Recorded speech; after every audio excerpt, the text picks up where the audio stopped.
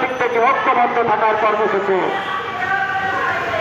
আমরা সাংবাদিক রাষ্ট্রের যুক্তস্তম্ভ, আমাদের হাতে কোনো অস্ত্র নেই, মাত্র 3 টাকার একটি কলম ছিল, সেই কলমটি এখন হারিয়ে যাচ্ছে ডিজিটাল প্রযুক্তির কাছে।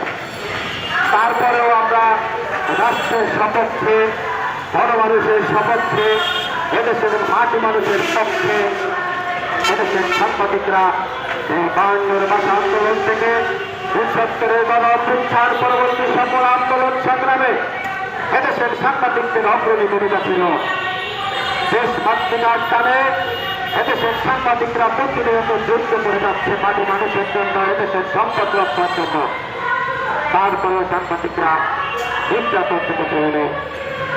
তাই এ সকল পরিস্থিতি থেকে মুক্তি পাওয়ার জন্য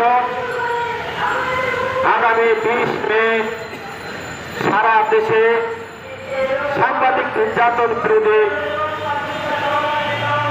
ঐক্যবদ্ধ একটি আন্দোলন, আগামী 20 মে সাংবাদিকদের কলম বিরতি ঘোষণা করা হল। বাংলাদেশ প্রফেশনাল সাংবাদিক ফোরাম সারা দেশে এই কলম বিরতি পালন করবে।